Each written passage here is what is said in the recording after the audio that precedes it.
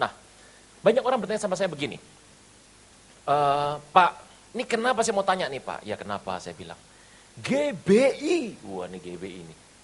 Kok sekarang mulai ke Yahudi-Yahudian?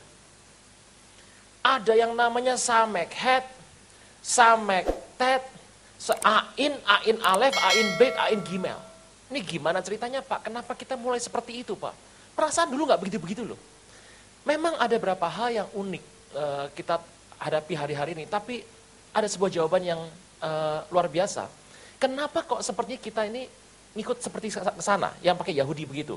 Bukan masalah ikut-ikutan atau salah kaprah. Kejadian pertama 14, firman Tuhan bilang begini. Boleh minta tolong pengerja untuk flip chartnya, terima kasih banyak. Kejadian pertama 14, firman Tuhan bilang begini. Berfirmanlah Allah, jadilah benda-benda penerang pada cakrawala untuk memisahkan siang dari malam. Biarlah benda-benda penerang itu menjadi masa yang tetap dan hari-hari dan tahun-tahun. Dan sebagai penerang pada cakrawala, biarlah benda-benda itu menerangi bumi. Saudara Tuhan, ini hal yang unik. Jadi begini, Tuhan kalau mau bikin sesuatu, manusia tidak pernah tahu. Amin. Kecuali dia wahyukan sama kita. Jadi kalau Tuhan mau bikin sesuatu, Pak, kenapa sih sesuatu menimpa hidup saya kok tiba-tiba itu kenapa? Jawabannya adalah, karena Tuhan itu bisa wahyukan, bisa tidak. Ulangan 29:29 mengatakan, apa yang diwahyukan bagi kita, yang tidak diwahyukan, itu milik Tuhan. Jadi, ada yang tanya, Pak, kenapa ini menimpa saya? Jawabannya jelas. Apa yang ku buat sekarang, engkau belum mengerti. Tapi kelak, engkau akan mengerti. Itu jawaban Tuhan kepada Petrus waktu ditanya, kenapa kaki saya harus dibasuh? Nah, saudara Tuhan, firman Tuhan bilang begini, Alkitab mengatakan, Tuhan itu punya sebuah momentum, Tuhan punya sebuah rencana. Nah, rencana dan momentum Tuhan, ini kalau saya lihat, manusia harus bisa menyesuaikan. Tuhan itu bicara sama kita, aku ini punya sebuah momentum, kalau engkau pengen tahu rencanaku, engkau harus ikut caraku dan kegerakanku. Bagaimana cara mengertinya? Di muka bumi ini yang namanya penanggalan kalender, itu ada 3 macam. Yang pertama adalah yang dasarnya matahari. Engkau dan saya pakai ini. Penanggalan yang namanya penanggalan Julian, dari Julius Caesar. Yang diperbaharui oleh Paus Gregorius ke-13, di mana dia membuang antara 5 Oktober, 14 Oktober 1582 dibuang. Bapak Ibu, jangan dicatat atau diikuti, di ujian nggak keluar, begitu saja. Nikmati saja, ya tahu. Yang penting hari ini bisa lihat sini, bisa lihat ke depan. Gitu. Orang bilang, Pak, paling enak dengar khotbah Bapak gimana? Paling enak dengar khotbah saya begini. Lipat tangan, nyender, nah enak itu. Jadi Anda nikmati saja. Sesuai Tuhan, penanggalan matahari yang kita pakai 365 dalam setahun, bisa ngerti rencana Tuhan nggak? Bisa, tapi nggak sempurna. Saudara kita orang Muslim punya penanggalan bulan. Base-nya adalah bulan, lunar kalender bulan. Bisa ngerti nggak kehendak Tuhan? Bisa, tapi nggak sempurna. Penanggalan bulan kalau ditaruh di matahari, itu kira-kira akan maju 11 hari, sampai 12 hari. Nanti kita punya lebaran, tahun kemarin adalah 19 Agustus. Tahun ini 8 Agustus, maju 11. Begitu. Bisa nggak Pak, nanti yang namanya lebaran gabung sama Natal? Bisa. Enak sekali, kenapa? Angpau cukup 1. Nah, itu dia. Irit. Saudara Tuhan, yang unik begini. Tapi penanggalan yang Tuhan mau, di muka bumi ini penanggalan semuanya buatan manusia. Hanya ada satu penanggalan yang dasarnya Tuhan, yaitu adalah bangsa Yahudi. Menggunakan matahari dan bulan, bukan atau, dan bulan. Nah, dua benda penerang ini menjadi sebuah acuan. Pak, kita mau pakai yang mana Pak sekarang? Penanggalan matahari atau penanggalan yang bulan matahari Pak? Jawabannya begini, Anda ketemu sama siapa? Kalau Anda urusan sama manusia, gunakan penanggalan matahari. Kita akan ibadah 9 Juni 2013. Jangan begini, kita akan ibadah tanggal 5 bulan Iyar. Bubar itu. Kapan ketemunya? Kalau Anda urusan sama Tuhan, gunakan sebuah pemahaman, kalau Anda pengen mengerti lebih dalam lagi, nggak ada cara lain. Penanggalan di muka bumi ini yang dibuat oleh Tuhan, itu adalah penanggalannya orang Yahudi. Tuhan bilang begini, bulan pertama sampai 12, bulan ke-7 nih, bulan ke-7. Tuhan bilang begini, mulai sekarang, bulan ke-7 jadi bulan pertama. Kok gitu Tuhan? Suka-suka Tuhan. Nah, itu dia. Jadi, ingat dalam kehidupan kita, semua adalah suka-suka. Kenapa Tuhan bikin bumi bulat, bukan kotak? Suka-suka Tuhan. Kenapa dia matinya disalib, bukan dipancung? Suka-suka dia. Kenapa dia pilih Anda, bukan pilih orang lain? Suka-suka Tuhan. Gitu. Nah, saudara Tuhan, berikan baik-baik. Nah, kenapa kok sampai seperti itu Pak, ada bulan matahari? Nah, begini. Bapak Ibu pernah melihat, pernah membaca firman Tuhan. Kisah pertama ayat 8. Engkau dan saya akan menerima kuasa kalau Roh Kudus turun atas kita. Amin. Kata bersama saya, kuasa. Engkau akan jadi saksi, Yerusalem, Judea, Samaria sampai ujung. Nah, ini sering diterjemahkan sebagai sebuah penginjilan. Oke lah, saya mau lihat dengan cara yang berbeda. Yerusalem, Judea, Samaria sampai ujung bumi. Bapak Ibu, sejarah umat manusia dari Yerusalem dan akan berakhir di ujung bumi. Nah, pertanyaannya, bukankah yang namanya bumi itu bulat bundar? Kalau Yerusalem ada di sini, saya mau tanya, ujung bumi mana? Ya Yerusalem. From Jerusalem to Jerusalem. Sejarah manusia tidak berasal dari Tapanuli. Tidak berasal dari Sunda, Tataran Parahyangan. Tidak berasal dari tanah Jawa. Sejarah umat manusia ada di Timur Tengah. Adam, Abraham, Ishak, Yakub, Salomo, Daud, Jefta, Simpson, Gideon. Semuanya orang Timur Tengah. Bapak Ibu sudah tahu belum ya? Adam itu keturunan Chinese. Oh, belum tahu. Waktu pertama kali Tuhan buat, sama Hawa dibuat, namanya bukan Adam sama Hawa. Atam sama Ahwa. Tuh dia. Ada yang bilang lagi nanti, oh gitulah, nggak nyambung lagi. Oke. Tapi kan Bapak Ibu semuanya memiliki yang namanya peta 2 dimensi. Tuh. Peta 2 dimensi Amerika, Eropa, Afrika, Saudi Arabia, India.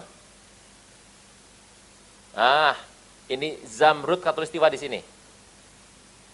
Gitu. Ini Australia. Ini China, Rusia, dan kita lihat ada Taiwan, Jepang, Filipina di sini. Israel di sini. Udah, percaya saja, pasti begini, udah. Jangan dipertanyakan. Ini Laut Mediterania. Dari Yerusalem sampai ujung bumi. Orang bilang ujung bumi itu Yerusalem. Orang sering tanya begini, Pak, negara paling tengah di muka bumi mana? Orang China bilang gini, Chung Kuo, Chung tengah, Kuo negara tengah, Chung Kuo. Mohon maaf salah. Yehezkiel 5 ayat 5 bilang begini, saya bacakan ya. Yehezkiel 5 ayat 5, firman Tuhan bilang begini. Ternyata negara yang ada di tengah itu bukan China.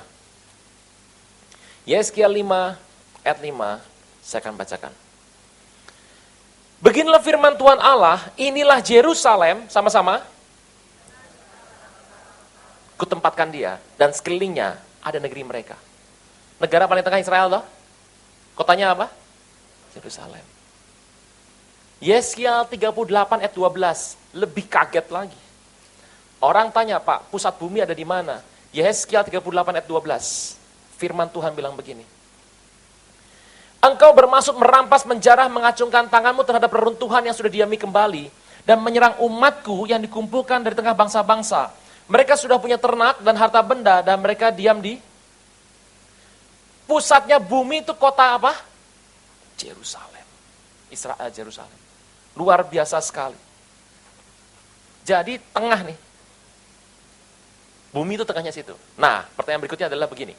Saudara saya Tuhan, cari tempat terjauh yang ada dari Yerusalem. Israel. Kalau ke utara, ke Rusia, dekat. Ke selatan, ini Madagaskar ya. Ke selatan, Afrika Selatan, cukup jauh. Ke barat, Spanyol, separuh nyolong. Dan pergi ke, ternyata yang paling jauh itu ke timur. Bapak Ibu pernah nonton Kerasakti tuh? Sunggokong. Pernah, atau pasti tahu, pernah ya tahu. Punya teman namanya Cupakai, yang babi itu. Nah, Dewi bilang gini sama Sung Gokong. Gokong, ya Dewi, bantu biksu, bosmu itu, pergi dampingi dia, cari kitab ke barat. Sung Gokong di China. Suruh ke barat sama si Dewi. Sung Gokong salah nganter, perginya ke India. Kalau Sung Gokong ke barat beneran, ke barat betulan, dapatnya Taurat. Ya tuh? Ke Israel, ketemu kitab Taurat, dia bertobat, hadir di kebun sirih. Dia salah masuknya ke India. Ini nggak barat ini. Gitu. Nah, ternyata kita tahu jarak terjauh itu letaknya adalah ke bagian timur. Tapi kita tahu garis horizontal sama diagonal lebih panjang diagonal. Ternyata letak terjauh yang pernah ada menurut geografis dari Yahudi adalah Indonesia. Indonesia! Anda kayak orang Brasil semua, nggak ada yang tepuk tangan. Beri kemuliaan buat Tuhan Yesus. Haleluya. Anda pasti bilang gini, nanti Pak, jangan coba tepuk tangan dulu. Ayatnya mana? Yesaya 42 ayat 10. Yesaya 42 ayat ke-10. Firman Tuhan bilang begini. Nyanyikan yang baru bagi Tuhan, puji dia dari ujung bumi. Ujung bumi ada syaratnya. Baiklah laut bergemuruh serta segala isinya dan pulau dengan penduduknya. Ujung bumi itu ada syarat pertama adalah harus negara yang ada pulau-pulaunya, negara kepulauan, ada lautnya, negara maritim. Di muka bumi yang seperti ini ada 10. Jangan terlalu GR mengatakan Indonesia Pak, belum tentu, ada 10. Yang pertama adalah Arktik, Antartik, Greenland. Indonesia, Filipina, Jepang, Madagaskar, Bahama, Siprus, dan Eropa, daerah Inggris. Itu kepulauan itu. 10. Syarat kedua, harus ada penduduknya. Arktik, Antartik, dan Greenland yang ada penguin sama beruang kutub. Jadi dari 10 tadi, buang 3, tinggal 7. Indonesia, Filipina, Madagaskar, Bahama, Siprus, Eropa. Satu lagi Jepang. Nah, oke, 37. Syarat ketiga, makin lama makin habis dengan syarat ini. Ayat berikutnya. Ayat 11. Firman Tuhan berkata, baiklah padang gurun menyaringkan suara. Harus ada padang gurun, padang luas, padang havana, padang yang pasir yang luas. Dari 7 tempat tadi, padang gurun, padang pasir, padang luas, padang rumput, padang havana, itu cuma ada dari 7 tadi di 2 tempat. Dengan cepat saja kita harus membuang 5. Jepang, Filipina, daerah Inggris, nggak terlalu banyak di situ. Bahama harus dibuang dan Siprus, batu semua harus dibuang. Tinggal 2 kemungkinan yang kita bisa punya, yaitu adalah Madagaskar dan Indonesia. Finalis, eliminasi semuanya tinggal 2. Yang keempat paling susah. Dengan kota-kota, dengan desa-desa yang ada orang kedarnya. Ini daerah kebun sirih nih pasti. Indonesia! Haleluya. Jadi from Jerusalem sampai Indonesia kembali ke Jerusalem. Sejarah berakhir di sini, makanya nggak aneh. Semua hamba-hamba Tuhan karismatik itu percaya dari luar negeri bahwa Indonesia adalah perhentian kaki dia yang terakhir sebelum menorah kandil berpindah kembali akhir zaman ke Yerusalem. Dari sini sebetulnya kita bisa gampang melihat begini. Ini pantulan ini. Sini mantul sini, mantul. Pantulan. Semua yang terjadi di sini tergantung ini. Bayangan cermin Anda tergantung gerakan Anda. Kalau Anda sisir pakai tangan kanan, dia sisir tangan kiri.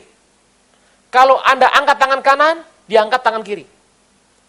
Kalau misalnya Anda menoleh ke kanan, dia noleh ke kanan, Anda kabur pasti. Coba di malam. Soalnya Tuhan, saya ditanya sama seorang, jawabannya mudah saja, simple di akhir zaman. Pak, bulan ini banjir nggak Jakarta? Januari, waktu itu Januari. Saya bilang banjir. Nggak mungkin Pak, sudah lewat siklus 5 tahunan Pak. Kalau mau banjir 2012 Januari, Pak. Ini nggak mungkin banjir. Bapak tahu dari mana? Saya tidak mau berkira, mau pakai yang namanya, waduh, cerita apa iklim puyeng sudah. Simple, saya bilang, banjir. Dasarnya apa, Pak? Nggak pakai dasar. Bapak tahu dari mana? Begini loh, seminggu sebelum kita banjir, Tel Aviv itu banjir. Kalau kita banjir, udah biasa. Tel Aviv banjir, luar biasa. Simple begitu saja. Apa yang terjadi di sini, akan tercermin di sini. Cuma harus pinter-pinter melihat, membagi mana iya, mana yang tidak. Gitu. Jadi, dengan kita memahami tahun-tahun kalender di sini, kita akan bisa memahami apa yang sedang terjadi dalam alam roh di sini. Mari kita lihat dari cerita ini, sebuah pemikiran. Tayangkan dulu tahun 5773. Saya akan mulai dengan ini dulu. Nah, saudara Tuhan, yang namanya tahun Yahudi, itu bahasa ini dilihat dari sebelah kanan, sama dengan Mandarin dan Arab. Ingat bahasa Romawi, Greka, Latin, Yunani, dan Ibrani, angka sama huruf sama. Kalau kita, angkanya Arab, hurufnya Latin. Gitu. Nah, lihat dari sebelah kanan. Tahun Yahudi sekarang sudah tahun sekian. Ngitungnya gimana, Pak? Opung Adam sama Oma Hawa, kalau masih hidup, usianya segini. Tua sekali, Pak. Iya. Kalau kita lagi ibadah, dia masuk dari sini, Anda kabur lewat sana. 5.000 tahun. Ngeri ini. Soalnya Tuhan, lihat dari kanan bacanya. Kita biasa menggunakan dua huruf terakhir, yang paling kiri. Yang pertama adalah Hei, Hei itu 5, 5.000, 500, Hei sama. Kemudian yang sebelah nomor 2 dari kanan adalah Taf, hurufnya artinya 400. Yang paling sebelah kirinya lagi namanya Shin. Shin, lambang Tuhan. Huruf pertama kata Shalom, dari kata Shaddai, begini. Ini biasanya kalau WA di tempat lain itu yang suka menimba ilmunya dari dugem, biasanya begini. Ayo, tengok kiri kanan, kasih high five. High five itu ilmu dari mana gitu. Ini begini. Makanya orang Yahudi kalau memberkati umat, birkat kohanim, birkat itu berkat, kohen itu adalah imam. Kohenim, imam yang banyak. Berkat para imam, tangan imam selalu begini.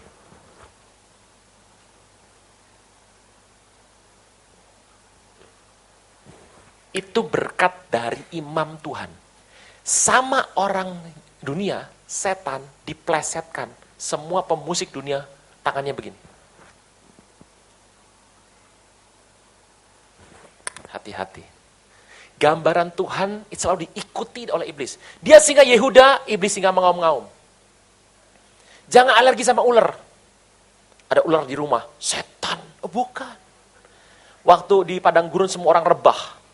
Karena mereka berotak sama Tuhan. Musa teriak, Tuhan mereka mati. Tuhan bilang, oke, buat sebuah tiang tembaga yang ada ularnya. Toh. Saya mau tanya, itu lambang siapa? Tuhan Yesus itu. Seperti Musa meninggikan ular di atas tiang tembaga, demikianlah anak manusia akan ditinggikan di atas kayu salib. Itu lambang dari Tuhan. Kok Tuhan lambangnya ular? Suka-suka Tuhan. Makanya iblis niru-niru ke sana. Selalu tipis sekali. Nah, dua huruf yang terakhir, yang sebelah kiri adalah Ain, Gimel. Pak, yang betul Ain apa Ayin? Gini loh. Lidah Indonesia adalah lidah yang diberkati luar biasa. Kita bisa ngomong semua bahasa di muka bumi ini dengan jelas. Orang Indonesia ngomong Mandarin, mirip orang Beijing. Orang Indonesia ngomong bahasa Inggris, mirip orang London. Kita ini bahasa, lidah kita, ngomong apa juga bisa.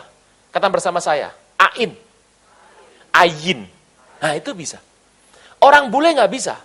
Saya punya teman orang dari orang budayawan di Indonesia dan sudah lama sekali di Indonesia.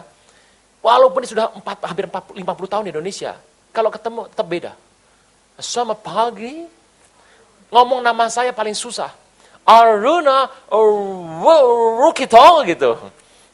Lihat semua hamba Tuhan bule kalau khotbah nyebut nama Pak Niko. Depan doang bisanya. Dr. Niko. Nggak mungkin ke belakang. Nggak mungkin. Itu Nyoto Raharjo yang bisa cuma orang kita yang ngomong. Dr. Niko, gitu. Cuma gitu doang berarti udah. Karena dia takut salah sebut nama.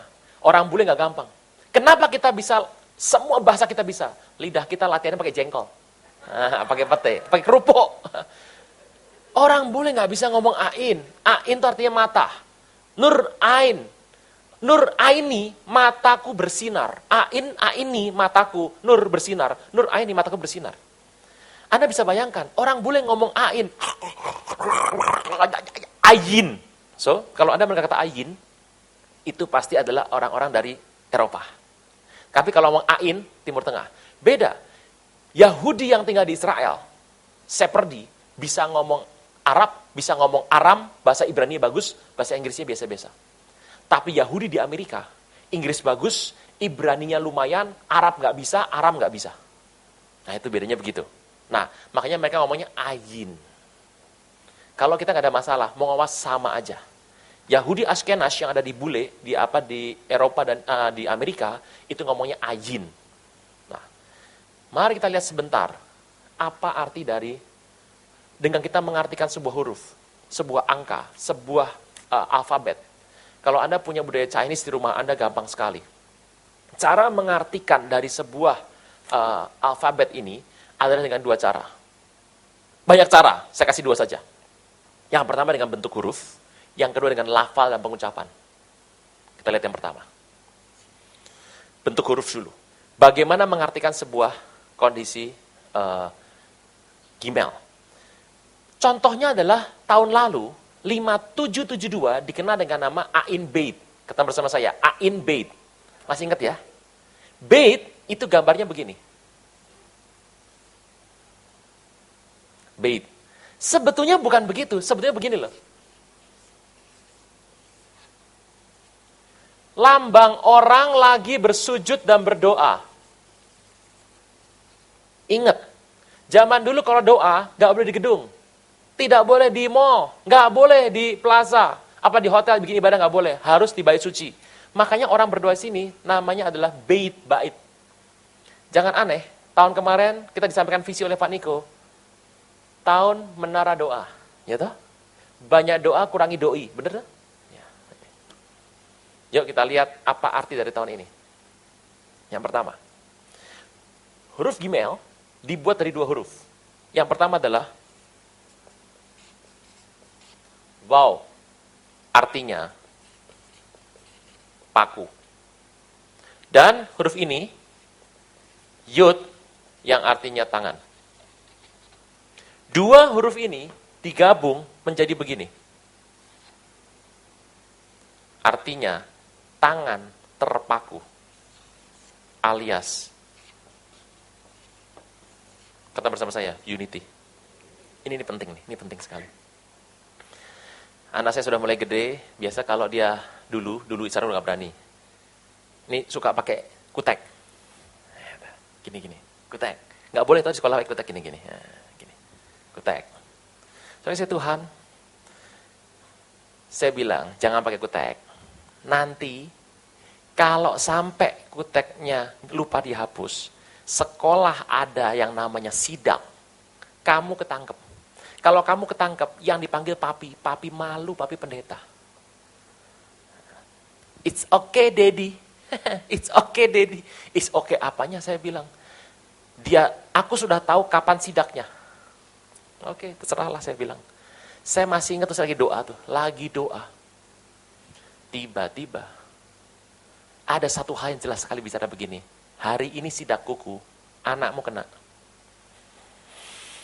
Oh, saya panggil istri, nomor satu istri dulu. Saya bilang, hari ini sidak. Anak kita ketangkep. Kalau dipanggil, kamu yang ngadep. Loh iya toh, kan kita punya ban serep. Yang ini kan bukan pendeta, pendetanya saya. Soalnya saya Tuhan. Tapi jangan kasih tahu dia, saya bilang, jangan kasih tahu dia. Biar tahu arti peka itu apa. Makan.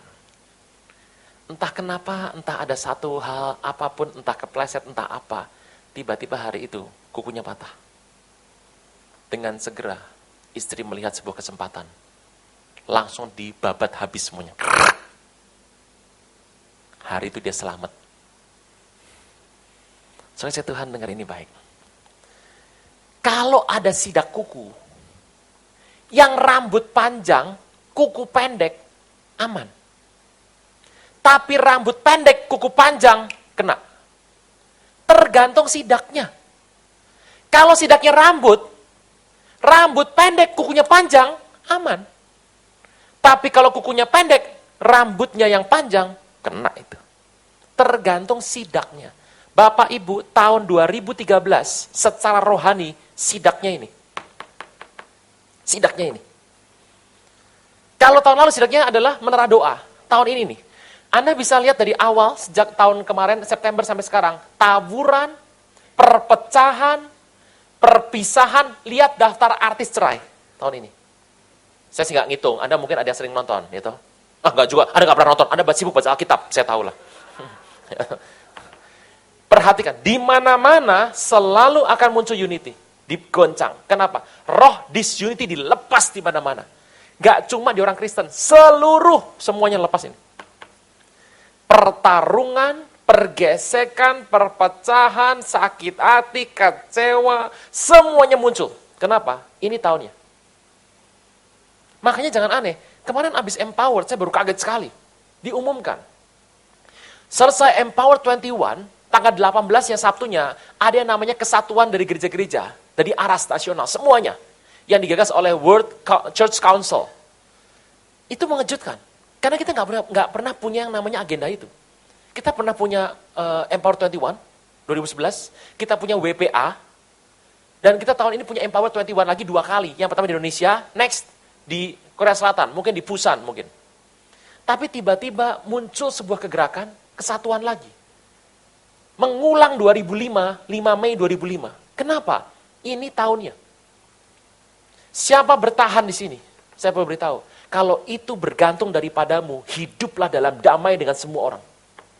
Ini hati-hati. Ini sidak Tuhan pedangnya ini.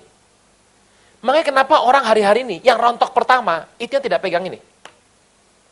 Unity sebuah rumah tangga, tergantung kepala rumah tangga. Nah, ngasih bujangan semua ini pasti. Unity sebuah rumah tangga, tergantung kepala rumah tangga. Ya, ibu-ibu jangan amin, itu kepala rumah tangga. Ini nanti berkumis susah, itu. Ya, unity.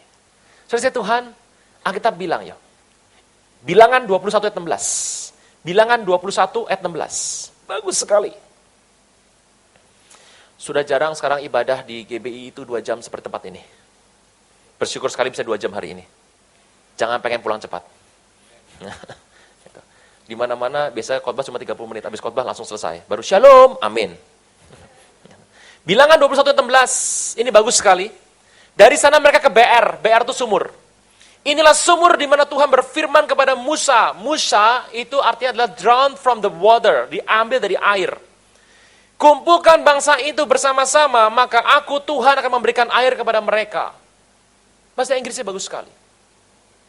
Gather the people all together and I will give you water. Latihan buat lidah gagap cocok ini. Alkitab bilang, kalau Anda mau banyak air, engkau harus kumpul sama-sama together. Ini penting. Ada lagunya. Sungguh alangkah baiknya, sungguh alangkah indahnya, bila saudara segebe kebon sirih hidup rukun. Seperti minyak di kepala Harun yang kejanggut dan jubahnya turun. Itu bukan seember, segentong itu. Seperti embun yang dari Hermon ke Bukit Sion, demikianlah Tuhan perintahkan berkat kehidupan sampai selama. Bapak Ibu, di Indonesia itu air ditolak-tolak loh. Kenapa? Banjir. Anda tahu yang namanya Timur Tengah, Israel, air setahun hanya bergantung kepada salju 3 bulan di Gunung Hermon. Hermon sampai nggak ada air salju, lewat 1 tahun itu, nggak ada air. Yang pernah ke Israel, pasti tahu. Ada sebuah tempat di Israel saya kaget sekali. Itu kalau buang air kecil, di urinoir, nggak perlu siram. Nggak ada ininya. Buang air kecil udah tinggal. Nanti terakhir malam, baru dikuras semuanya, disiram semuanya. Dan tidak berbau. Karena mereka pakai teknologi tinggi. Kalau kita di sini nggak disiram semalam, waduh, pete, jengkol, gandaria, campur jadi satu itu. Gitu. Semerbak, langsung pingsan. Karena air mereka itu jarang sekali. Di kita ini air itu banyak sekali. Kita baru, tahun kemarin kita dikirim sebuah peringatan keberatan dari Arab Saudi, karena orang kita yang pergi naik haji ke sana, itu mereka kirim surat kepada Menteri Agama sama Menteri Menlu. Kenapa? Orang Indonesia kalau di Arab Saudi suka ngabisin air. Kalau mandi jebar-jebur, lupa itu di Arab Saudi. Ingat di desa, itu air tidak pernah hilang. Kita ini butuh air banyak, sangat. Saya waktu bikin rumah, saya bikin kamar mandi saya, yang sini pakai bak, sini pakai pancuran. Langsung, 3 belok saja. Istri bilang, kok nggak elegan gini, kenapa? Yang elegan tuh pakai pancuran, pakai bak kan zaman dulu. Saya bilang, kita ini edisi lama. Edisi 70, ya toh? Edisi 60, 70, apalagi edisi 50 tuh, nggak bisa mandi pakai pancuran. Kalau belum jebar-jebur, belum enak, belum mandi tuh. Sekarang kita hobinya ke tempat bak terus, ya toh? Kenapa? Model kayak kita. Kita ini gosok gigi aja, 4 gayung. Makanya film Nenek Gayung rame. Itu gara-gara itu. Unity. Kalian bersama saya, Unity. Hati-hati, hati-hati. Di mana-mana bibitnya ada. Nomor 1, perhatikan baik-baik. Kenapa banyak rumah tangga yang tadi baik-baik mulai goyang? Hati-hati, bibit ini masuk kemana-mana. Ke semua tempat dia masuk. Dengan semua cara penyesatan. Tahun ini, jaga ini baik-baik. Karena setelah ini, akan ada sebuah kegerakan yang sangat luar biasa sekali. Unity. Amin. Nomor 2. Saudara Tuhan, bentuk huruf ini, berapa Bapak Ibu pernah belajar yang namanya aksara Mandarin? Aksara Mandarin orang, ren, ditulis seperti ini. Ren. Tetapi karena nulis terlalu cepat, tangannya hilang. Lama-lama, kepalanya hilang. Gini tuh, ren tuh. Ya. Aksara Mandarin. Orang sedang melangkah ini. Orang lagi melangkah. Dan tolong mengerti, ini juga sama. Ini adalah lambang orang lagi jalan. Saya nggak tahu apakah Bapak punya gambar onta lagi nyebrang. Mungkin kalau ada boleh dipasang, kalau tidak saya gambarkan saja. Onta lagi nyebrang. Ini ada sebuah tempat. Pohonnya bagus sekali.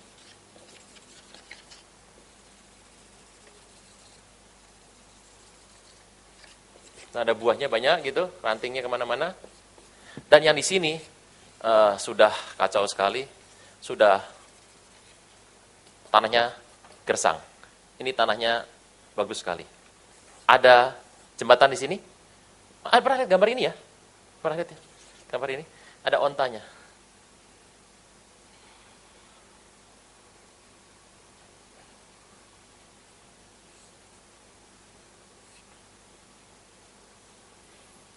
Pak Tino bilang jelek. Anda bilang jelek, ingat.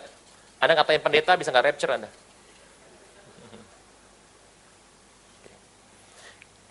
Lihat gambar ini pernah ya? Pertanyaannya, kenapa kok ontanya ke sana? Jawabannya adalah, karena di sini terjadi kegersangan. Dia harus ke sana untuk mendapat hidup. Ada sebuah hal yang saya harus cerita sama Bapak Ibu, saudara sekalian. Tahun ini akan dikenal sebagai the year of movement. Atau kegerakan. Kata bersama saya, kegerakan. Tahun movement tahun ini. Ini saya harus share sama Bapak Ibu, harus tangkap. Kalau Bapak Ibu rasa ada sesuatu yang masih kurang, tolong tahun ini paksa dirimu untuk gerak. Kegerakan. Harus paksa. Anda yang hidup mapan, yang santai-santai, yang sama yang flat, hati-hati. Tahun ini kita harus buat sesuatu kegerakan yang Tuhan mau ya. Harus paksa. Saya akan share saja Bapak Ibu apa yang saya lakukan.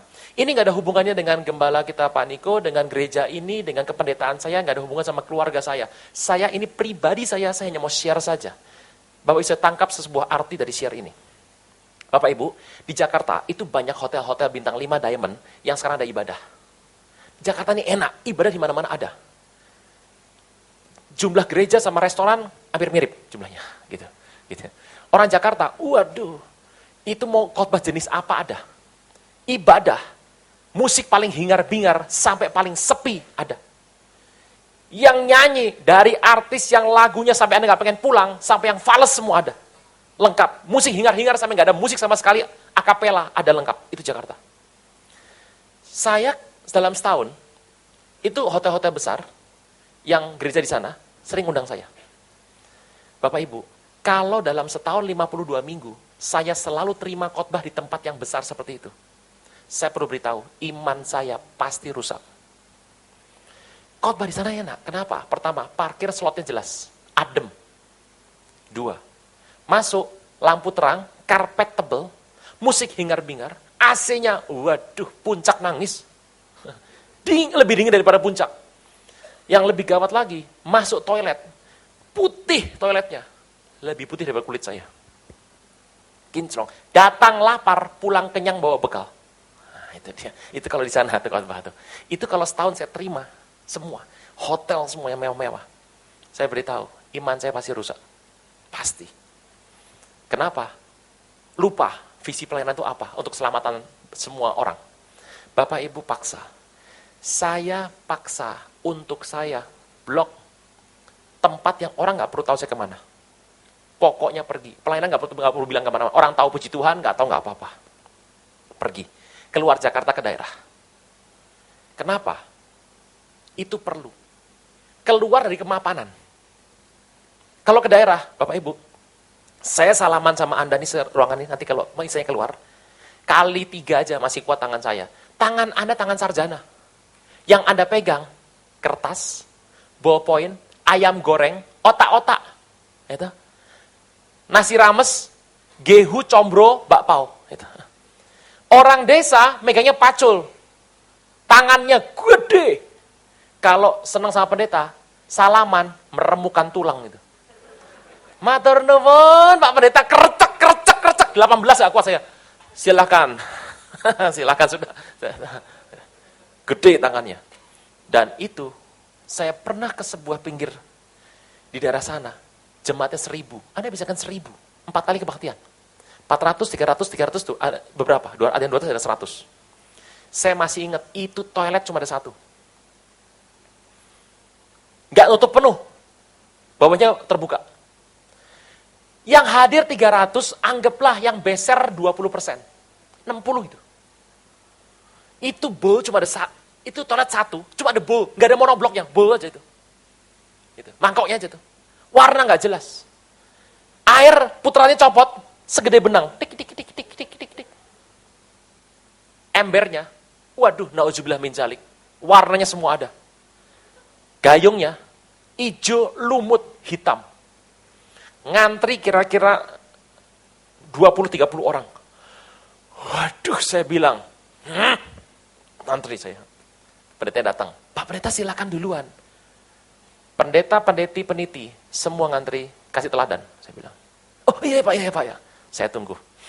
Sambil, ini saya udah lihat orangnya dulu. Ini kalau model begini keluar pasti jorok nih.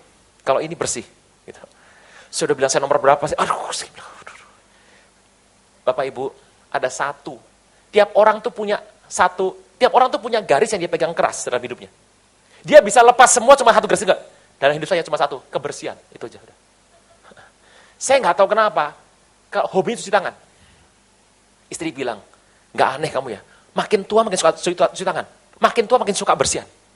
Nanti kalau udah tua, umur 70, kamu 100 kali cuci tangan. Enggak, ada sesuatu dalam hidup kita yang kita harus perangi.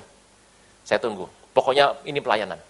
Begitu selesai, Pak Pendeta silakan Pak, Bapak sekarang. Oh makasih, saya bilang. Begitu buka pintu, aduh. Saya tutup lagi. Saya kancingkan jas saya. Masuk di depan saya duduk. Elegan. Bapak kenapa? Tidak apa-apa. Mau kopi Pak? Air putih saja. Pak, rotinya dimakan Pak. Oh tidak. Itu 2 khotbah berikutnya, saya blank tuh. Untung desa. Khotbah apapun amin. Jakarta bukan desa. Jakarta very picky. Pemilih sekali. Pendeta belum khotbah, baru masuk. Salaman sama Pak Herman. Anda sudah begini. Nggak enak yang ini. Belum khotbah, baru masuk. Sudah lah. Yang ini enak, ini urapan, ini nggak enak, ini kurap-kurap. Kita semua punya daftar lengkap. Sangat pemilih sekali. Desa udah untung didatangi pendeta. Tiap minggu yang khotbahnya itu lagi. Jadi saya ngomong apapun, amin pokoknya. Salah khotbah pun amin kok. 2 blank hilang. Langsung saya pamit, begitu pamit saya pulang udah. Sampai rumah, nggak bisa makan. 2 hari cuma makan sedikit, sayur-sayuran. Istri bilang, masakanku nggak enak ya. Bukan kamu yang salah, aku yang salah kok. Oh, saya tuh paling hobi pisang. Jangan dibelikan, jangan dibelikan. Di rumah saya masih ada, itu saya nggak tahu, ada 3 piece sisir kalau nggak salah. Jangan dibelikan ya. Saya pernah ke gereja, khotbah begini. Itu di tempat pendeta. Pisang goreng, nagasari, pisang molen, semuanya pisang. Saya bilang, mau apain kayak begini? Suka ya suka, tapi kalau tiap hari begini mah, remuk, ayamnya nggak ada, sate nggak ada. Soalnya saya Tuhan. Saya bilang, mau pisang nggak? Ada pisang kepok, tak bikin kolak ya. Aduh, saya bilang, jangan bicara kolak pisang. 2 hari lalu saya lihat kolak pisang itu di toilet, saya bilang. Aduh, minggu lalu saya balik sana. Puji Tuhan, udah rapi toiletnya. Udah mending, tapi nggak berani masuk saya. Saya tahan, selesai di restoran aja. Paksa diri Anda. Paksa. Ada saatnya menikmati, ada saatnya melayani. Amin. Saya ke desa, pulang, datang hamba Tuhan sama stafnya. Pak Pendeta, bisa bicara kah? Sebentar kah? Ya, ada apa? Dikeluarkan amplop lecek putih, kumel. Ini buat Pak Pendeta. Apa ini? Persembahan kami kah, Pak? Pak, Bapak lebih butuh. Saya kembalikan buat Bapak saja. Pak Pendeta menghina kami. Loh, ya ampun, siapa yang menghina siapa? Saya bilang, loh, Pak, ini kami kumpulkan 1 bulan buat Bapak. Tapi Bapak nggak mau terima, Bapak hina kami. Aduh, saya pusing. Gini nih, saya terima ya. Bapak senang? Senang. Girang nggak? Saya kembalikan tabur kembali buat Bapak. Bapak menghina kami. Lah, ya ampun, saya bilang, susah banget. Ini lagi. Kalau saya balik lagi, jangan dikasih lagi, oke? Bisa janji? Janji. Bapak, saya terima ya? Iyalah, Pak. Bapak girang lah. Saya masukkan tas ya? Iya, Pak. Nah, saya pulang. Tuhan berkati. Tuhan berkati, Pak. Pulang. Sepanjang perjalanan saya mikir gini, ngapain saya terima? Udah lecek tipis selembar paling. Aduh, saya bilang, kenapa saya terima? Saya merasa bersalah, tapi dipaksa. Sampai rumah saya keluarkan, saya kasih istri, nih, kamu yang buka aja lah, nggak tega. Dibuka, krek. 1 lembar uang 100 warna merah. Anda pakai buat makan 1 kali. Mereka 1 bulan buat saya. Saya nggak berani tuh belanjain tuh. Saya tarik, seret. Istri bilang, Hani, periksa dong. Begitu saya tarik, seret. Nah ini, masalah timbul. Itu uang udah lecek, udah kepotong, di selotip. Gawatnya selotipnya, kiri kanan beda. Uang 100 kan ada 2 orang toh. Bung Hattanya penuh. Bung Karno separuh. Nah, separuhnya lagi nggak cocok. Beda duit. Saya ini duit apa kayak begini? Ini saya mau tuker di mana? Saya bilang. Saya ingat 2/3 bisa tuker. Saya hitung. Saya bawa ke bank BUMN. Coba cek dulu. Oh, bisa Pak. Aduh, aman. Saya bilang. Saudara saya Tuhan. Saya tuh bingung mau diapakan tuh uang tuh. Itu daerah. Sekali-kali gini, paksa diri kita untuk keluar dari sebuah kemapanan. Karena kalau tidak, nah ini kadang-kadang juga salah loh. Karena Anda merasa Anda perlu begini, Anda paksa diri Anda untuk memberkati sebuah tempat yang Anda pikir minus. Anda harus berdoa sama Tuhan. Bapak Ibu tolong omongan saya ini Anda renungkan baik-baik. Saya tidak bermaksud menyinggung manapun, tapi saya hanya mau beritahu pengalaman yang saya lakukan ada di daerah-daerah. Di daerah ada sebuah tempat bikin organisasi khusus untuk mengelabui hamba Tuhan.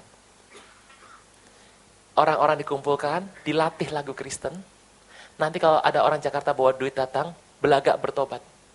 Nanti kalau ada pendeta yang dibaptis, ikut. 5 pendeta 5 kali baptis. Nyanyi.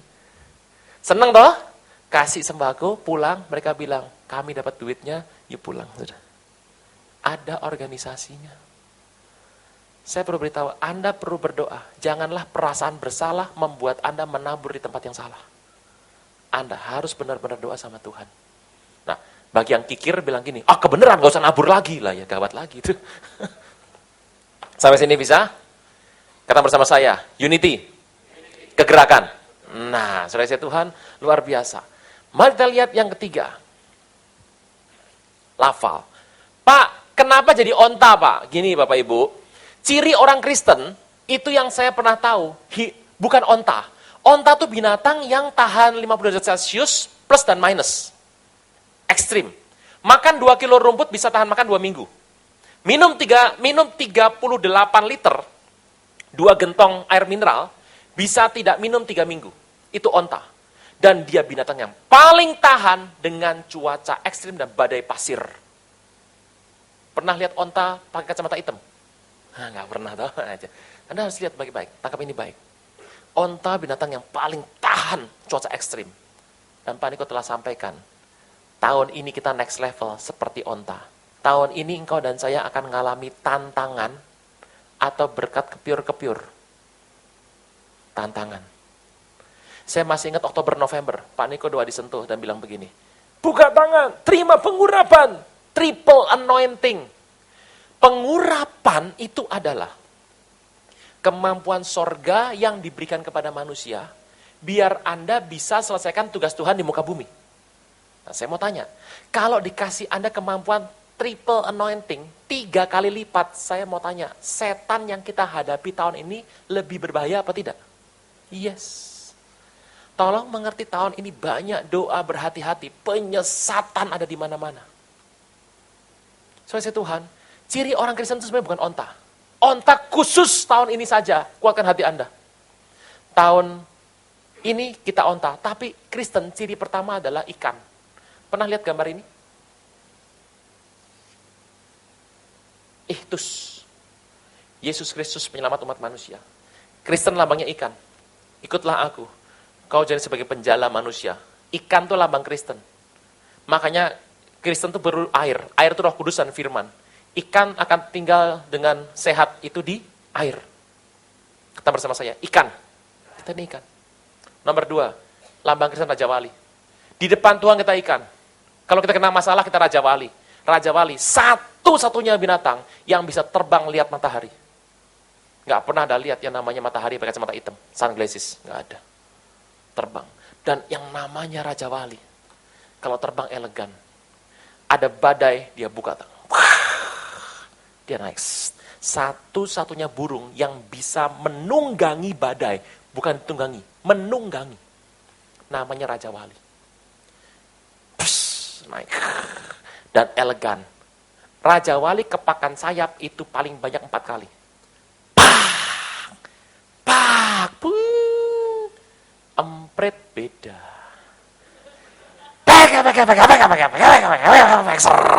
Bawah. Ada kesan empret, nyata gini, nyembah gini. Naik turun, naik turun. Kalau Kristen Raja Wali sekali naik, begitu buka mata sejam. Lagi berdoa di rumah doa, begitu buka mata 2 jam sudah lewat. Kalau empret, bila perlu depan pendeta begini sekalian. Biar pendeta tahu sudah jamnya pulang. Makanya saya sekarang udah gak pernah kita begini. Saudara, angkat Alkitabnya. Gak pernah saya. Karena saya tahu yang Anda angkat gadget. Saya gak pernah tahu loh. Selama Anda ibadah, gadget Anda angkat.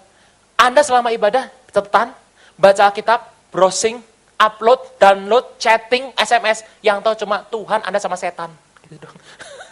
Makanya, kita di depan ini punya ini apa ayatnya ada di sini, ini iPad 10 ini. Oh, besar sekali. 2, Raja Wali. Eagle flies alone. Raja Wali terbang sendirian. Empret fly all together. Nah itu dia. Ya Ramir, bro, kenapa nggak ibadah kemarin hari Minggu? Nggak dia jemput, aku sendirian ya malu. Saya harus kisahkan mengenai kisah istri saya. Dia hamil, saya sudah bilang waktu menikah. Saya ini hari Minggu pendeta, saya akan khotbah. Dan kita tidak bisa memilih. Kalau memang dijadwal, pergi. Kalau tidak, saya anterin kamu. Kamu tolong, kalau memang saya lagi nggak ada, kamu kan kecapean. Kata orang, khotbah sama nunggu orang khotbah, lebih capean nunggu khotbah. Kamu, di daerah perumahan saya, GBI ada 12. Gereja 25. Saya bilang terserah, sampai rumah juga ada. Ya, saya berangkat khotbah, dia sendiri. Nyetir. Ibadah pulang. Perut mulai gede, ibadah pulang. Udah mulai gede. Waktu dia duduk pertama, diakones nyamperin dia. Shalom ibu. Ya. Pertama shalom. Lama-lama mulai kenal. Dia masuk, shalom ibu apa kabar? Mulai apa kabar tambah masuk. Begitu mulai gede, dia masuk duduk. Gimana bu, sendiri bu? Iya, nggak apa-apa bu. Makin gede lagi, orang mulai lihat, mana suaminya? Orang mulai kasihan sama dia. Mari ibu duduk sini, ya duduk nggak apa-apa bu. Sini kita keluarga semua kok. Nah, jadi nanti kalau ibu ada waktu, Rahma ikut kegiatan kita. Ada kul, ada rumah doa, ikut nggak apa-apa. Kita semua keluarga kok. Mulai bingung nih saya. Iya kita keluarga, terus kenapa? Minggu depan datang lagi udah mulai gede. Kita keluarga di sini nggak apa-apa. Di sini yang sendiri banyak. Jangan merasa rendah diri, nggak apa-apa. Di sini biasa ya toh. Memang kadang-kadang nggak semua orang tanggung jawab dalam hidupnya. Tapi gini, Tuhan itu pelihara kok. Saya mulai bingung, apa maksudnya? Udah mulai gede, bawa karyawan satu, dampingi, sekarang mulai baik mereka. Kalau datang, mobilnya tahu, langsung dicari yang terdekat. Terus agak seperti mau antar gitu. Jadi dijaga, pulang dijaga. Udah mulai gede, makin serve-nya, hospitality-nya makin hebat. Gitu. Selesai. Sudah mau masa bersalinnya, bilang, Bu, nggak apa-apa, kita akan bantu ya di sini nggak apa-apa. Kalau memang suami nggak mau dukung nggak apa-apa, tapi kita akan dukung kok. Ngerti sih saya. Jadi setelah itu melahirkan, beberapa bulan tidak hadir karena harus persiapan sampai bayi cukup ini. Setelah itu saya pas khotbah di situ. Saya bilang kurang asem ini. Nanti kapan tak khotbah ya situ ya. Pas khotbah beneran, saya gandeng istri saya. Saya bilang, diaken yang mana yang bilang suami nggak tanggung jawab? Saya bilang, yang itu tuh. Itu betul diaken ngeliat saya, lihat di saya. Nggak muncul tuh selama ibadah 2 kali. Entah nggak tahu kemana. Saya bilang, itu Kristen Raja Wali. Ada orang kalau Natal nggak baju baru nggak mau ibadah. Model begini, empret. Hati-hati. 2, Raja Wali. Banyak komplainnya. Ini harus. Biarpun semua nggak pergi, kalau memang sudah waktunya, Anda berangkat. Amin. Itu Kristen Raja. Yang ketiga, ikan, Raja Wali, domba. Kita nih domba. Di tengah orang dunia kita domba. Apa itu domba? Domba itu nggak punya senjata selain bergantung kepada gembalanya. Kita ini domba. Kita domba. Bukan serigala. Beda domba sama kambing apa? Domba, doa. Tuh. M, mengucap syukur. Bangkit. Itu bisa-bisanya pendeta itu. Kambing lain, kaget, ngamuk, bingung. Kagetan, ngamuan, bingungan. Kambing. Yang bludrek-bludrek tuh, pemarah. Nah itu tuh, gitu. Anda pendiam sekali. Ikan, Raja Wali, domba. Ciri Kristen. Tapi Tuhan bilang, tahun ini kita adalah dari mana kata onta itu ada? Mari kita lihat. Orang Yahudi, kenapa Tuhan Yesus umur 12 tahun pergi ke Bait Suci? Jawabannya mudah. Dia akan try out. Karena tahun depan, umur 13, dia harus menjalani pesta bar mitzvah, pesta anak akil balik. Berapa kita ngerti? Saya nggak tahu. Yang namanya bagi Anda, acara sunatan penting apa tidak? Buat saya nggak penting. Tetapi, saya pernah diundang sama orang di daerah perumahan saya, daerah saya tinggal, undangan. Anak kecil mau sunatan. Waduh, yang ngundang. Aduh. Lurah, mantan lurah, ketua RW semua, ketua RT semua, danru, komandan regu jaga, semua mantan komandan regu, sama 40 encang-encing semua. Anak satu kecil gini, mau disunat. Undangan sebanyak gini, apa maksudnya? Oh, saya baru tahu, bagi mereka sunatan itu penting sekali. Itu peristiwa sama dengan bar mitzvah orang Yahudi. Anda kalau ada waktu yang baik, pergilah Senin dan Kemis ya. Senin dan Jumat, jam 11 sampai setengah 1 siang, di tembok ratapan. Kalau Anda punya waktu yang baik, Anda bisa melihat anak Yahudi pesta bar mitzvah di sana. Tolong jangan deket-deket, ntar ditempeleng. Itu khusus bagi mereka. Apa ujiannya? Ujiannya adalah membaca alfabet Ibrani. Gampang toh Pak, cuma 24. Itu kita. Mereka alfabetnya 22. Tapi masalahnya huruf hidup cuma ada 2. Anda bisa bayangkan. Yang namanya, orang bilang, Pak, baca Yahudi gampang nggak? Contoh ya, Nahum. Nahum, kan dari sana nulisnya. Itu cuma huruf hidupnya saja. Huruf matinya saja.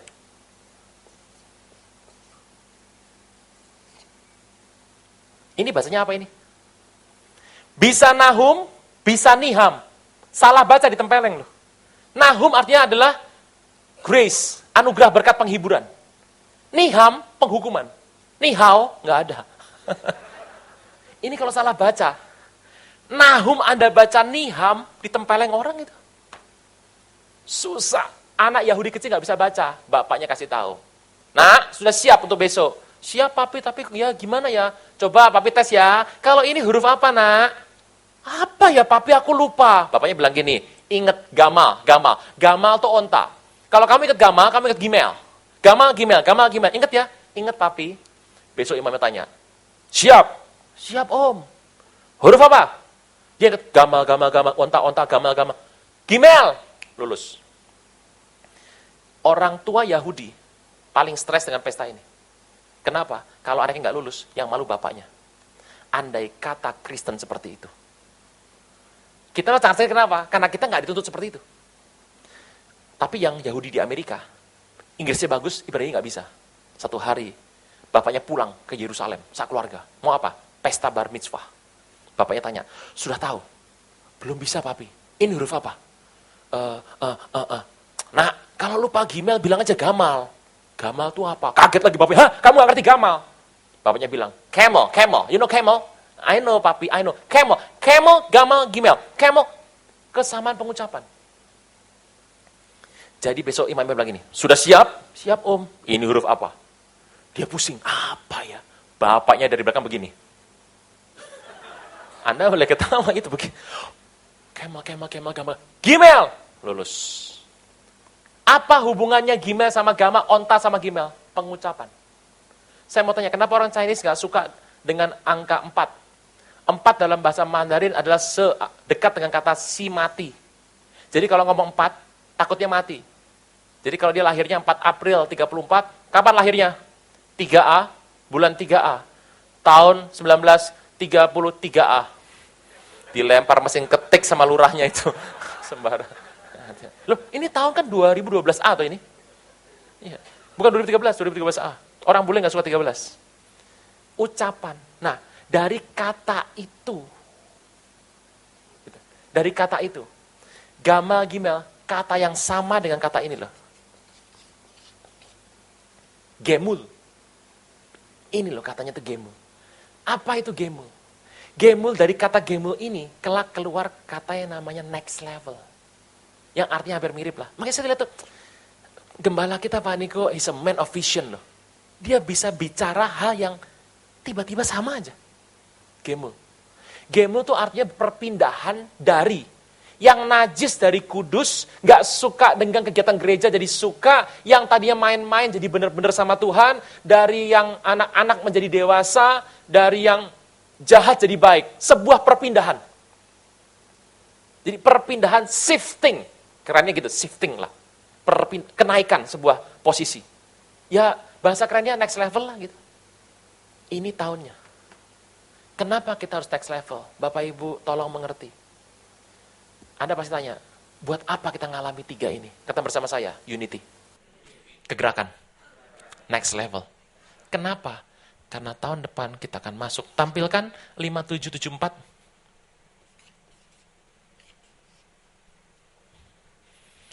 Ain. Dalet. Kata dal. Nah ini jangan khotbah sekarang. Nanti kalau kesini lagi. Nanti kapan-kapan. Itu. Dari kata ini, turun kata ini. Artinya, kere. Nggak ada yang amin, udah pasti nggak ada. Karismatik nggak suka bahasa gitu. Maunya berkat, mulia, kudus, mantep, TOP, BGT. Gitu. Penderitaan, korban, nanti dulu. Udah. Itu bukan bagian kita, bagian orang sono. Gitu. Mau jadi orang yang dekat sama Tuhan? Saya perlu beri cerita, Anda perlu dengar baik-baik kata ini.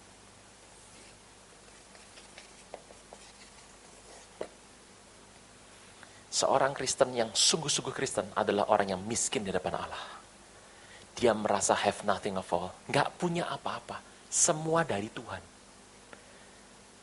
Kapan perasaan ini muncul? Waktu Anda melihat orang dunia dengan segala kebebasannya.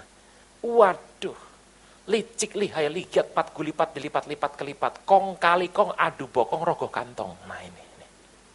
Anda lihat mereka berlimpah-limpah ruah. Bertambah-tambah dengan gaya dunia. Sedangkan Anda tidak bisa seperti itu karena Anda adalah umat kudus Tuhan. Engkau akan merasa kau ngalami ini. Sudah berasa sekarang? Kenapa orang dunia gemuk-gemuk, Pak? Kenapa mereka sehat? Kenapa mereka diberkati? Kenapa mereka berlimpah-limpah? Saya mau hidup aja, Pak. Kefefet. Beda loh, kepepet sama kefefet beda. Diam lagi, ada pendiam. Anda sangat pendiam sekali, betul pagi ini. Betul, sangat pendiam sekali. Saya perlu beritahu. Kita harus jadi satu orang yang punya sebuah prinsip. Sebuah ayat penutup sebelum kita selesai. Oh ini kata paling enak nih. Mazmur 15. Ayat ke-4. Kalimat terakhir. Mari kita lihat bersama-sama. Mazmur 15 ayat ke-4, kalimat terakhir. Ciri orang yang boleh naik ke rumah Tuhan, yang boleh tinggal di Gunung Kudus Tuhan, yang berpegang pada sumpah walaupun rugi. Saya tahu kok, ada banyak hal yang kita nggak bisa buat, seperti orang dunia. Padahal itu enak. Padahal itu menguntungkan. Padahal itu mendatangkan sebuah manfaat besar. Tapi kita tidak boleh sentuh itu, hanya karena itu Tuhan tidak suka. Nggak semuanya Anda boleh pegang. Karena Anda tahu, ada yang Tuhan izinkan, ada yang tidak. Kadang-kadang, ini perasaannya kan muncul nanti. Memasuki tahun ke depan. Siap-siap, dibutuhkan sebuah iman yang kuat. Anda akan melihat nanti, orang dunia sepertinya naik. Dan Anda sebenarnya nggak naik. Tapi Tuhan mau beritahu. Yang namanya Tuhan akan penuhi yang pertama itu bukan keinginan, tapi kebutuhan. Apa beda kebutuhan sama keinginan? Anda pengen makan ayam panggang pakai kecap, pakai lalapan, pakai sambal, nasi anget toh ya. Langsung kerutuk semua. Itu namanya kebutuhan. Tapi pengen makan steak tiap hari, itu keinginan. Anda butuh kendaraan untuk Anda bisa pergi ke sebuah tempat dengan kondisi tidak lepek, Anda bisa on time datang, dan Anda tidak terjebak segala macam, Anda bisa datang, Anda butuh kendaraan. Itu namanya kebutuhan. But Anda pengen naik yang namanya kendaraan paling mewah di muka bumi tiap hari, namanya keinginan. Kenapa kita harus bawa kita dalam doa? Supaya kita difilter. Ke depan, perasaan ini akan muncul. Kok kita merasa seperti orang yang bodoh ya? Harusnya kita bisa lakukan ini, tapi karena ini Alkitab bilang nggak boleh, kita nggak lakukan. Aduh, gitu loh. Nanti gimana masa depan? Latihannya sekarang, mumpung akan ke sana. Telah disampaikan 6 bulan sebelumnya dari hari ini. Bapak Ibu hati-hati. Kalau kita melihat yang di luar sana, yang tidak ikut Tuhan, mereka melakukan perkara-perkara najis dan tidak kudus, demi mendapatkan sebuah peningkatan. Engkau dan saya berpegang pada sumpah kita akan Tuhan. Walaupun apa? Rugi. Udah gak ada orang? Kita pulang. Sampai sini bisa ya? 3. Yang pertama adalah unity. Yang kedua, pemusik boleh bantu saya? Yang kedua adalah kegerakan. Yang ketiga adalah next level. Kenapa next level? Next level sebenarnya bukan masalah pengurapannya lebih ganda. Bukan. Next level adalah engkau dan saya diberikan mata yang baru, hati yang baru, supaya bisa mengerti semua yang apa kita nggak ngerti. Karena Tuhan berkata, apa yang kulakukan sekarang, engkau belum mengerti. Tapi kelak, engkau akan mengerti. Amin. Kita bangkit berdiri.